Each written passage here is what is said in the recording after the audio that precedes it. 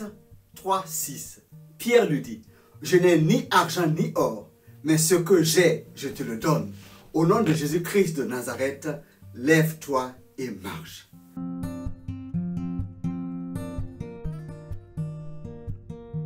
Bonjour chez toi, je viens t'encourager avec cette pensée.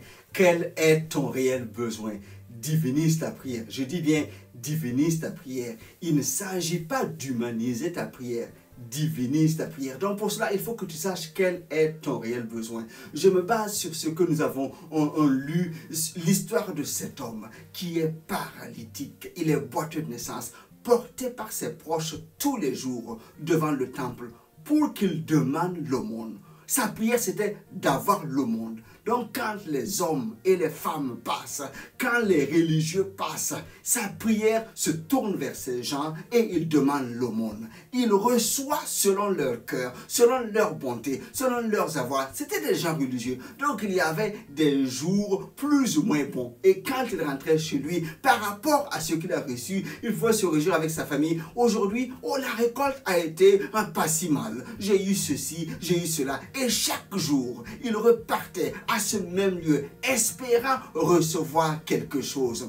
Il priait pour cela, mais ce n'était pas son réel besoin.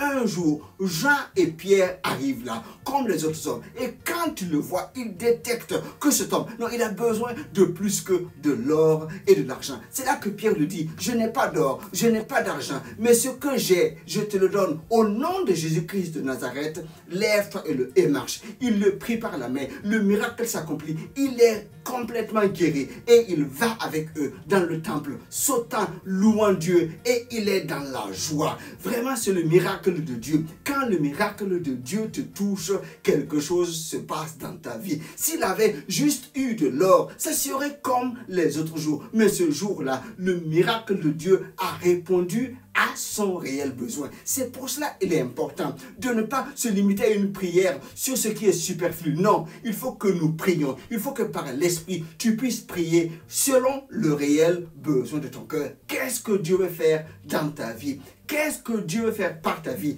S'il exauce ce réel besoin qui est dans ton cœur va s'allier avec l'Esprit de Dieu et ton corps va manifester la gloire de Dieu. Puisque tu vas être guéri, tu vas être soutenu par la puissance de Dieu, tu pourras maintenant vivre et œuvrer. Cet homme-là, sa vie a complètement changé. Il ne vient plus pour demander le monde. Non, il peut maintenant travailler et subvenir à ses besoins. Dieu a détecté par les hommes de Dieu qui l'ont vu son réel besoin et il a répondu. Je t'encourage. Quel est ton réel besoin? Découvre-le. Va au fond de toi et par l'Esprit, prie pour cela et Dieu va t'exaucer. Et cette bénédiction qui va te toucher va bouleverser toute ta vie, ton âme et ton corps et ton entourage. Sois béni en cette semaine. Divinise ta prière. Quel est ton réel besoin? Découvre-le. Sois béni encore. Allez, partage. À très bientôt. Bye bye.